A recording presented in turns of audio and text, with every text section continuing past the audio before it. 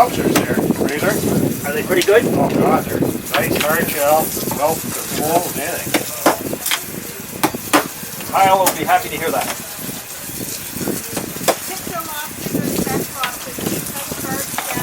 I think so, yeah.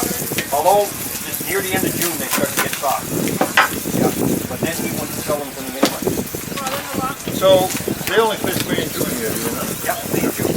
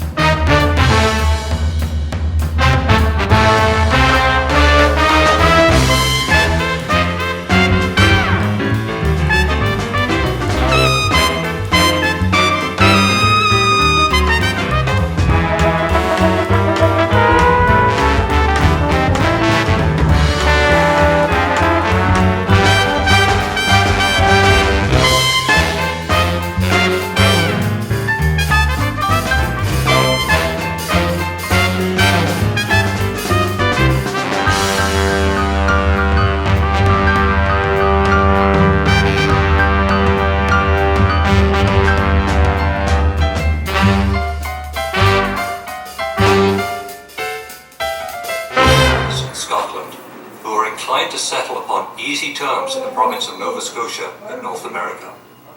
150 acres for man and wife, and 50 more for every member of the family, at the low rate of 6 pence sterling for each acre, with 2 years. The offer met with great skepticism until ship owner John Pagan hired a respected merchant of Loch Broom to promote the voyage. In February, we had a visit from John Ross, who runs a business down the Bray. He convinced us this was a golden opportunity. He'd taken 200 Highlanders over to Boston on the same ship for a chance to start a new life in a new world. Walking over the hills from Bewley and Gairloch. Some leading ponies with side bags full, some with just a wee bundle on their backs and a bairn in their arms. On July 7th, the Hector, an old Dutch brig, already past her prime, anchored off Loch Broom. Spears refused to allow him on board, as he could not pay the fare. The passengers pleaded with the captain. The bagpipes were the very heart and soul of a Highlander, July the 8th, 1773, with 189 men, women, and children aboard.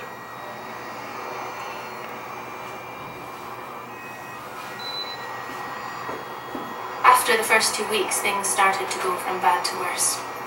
Our meagre rations were cut even further. There was hardly enough water, only 1 pint a day for cooking, drinking, and washing the children. Even the oatcakes were going mouldy from the wretched damp. It started to rain, and the winds blew heavily. Most passengers lay curled up below deck, trying to fight seasickness. Then came the fever. The children were in pain and cried constantly. It was the captain who told us that many of the young ones had smallpox.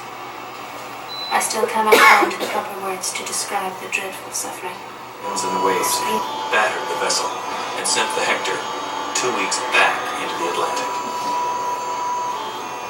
Convinced of impending disaster, the passengers begged the captain to turn the ship about and take them back to Scotland.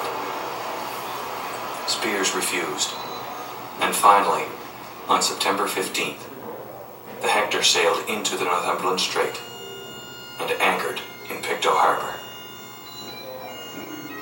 Converged on this small town of fewer than 5,000.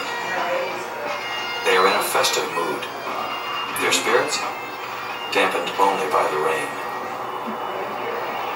Ultimately, the weather rules the day. The day's activities postponed 24 hours. Sunday, September 17th, 2000. 24 hours have passed, and the weather has abated only slightly. The feeling of excitement is almost unbearable.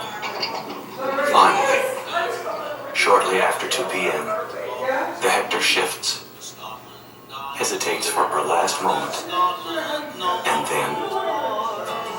Oh, bless the ship Hector that carried us over, for stormy elements never decreased, but rolled us at Sunderland, far from the motherland.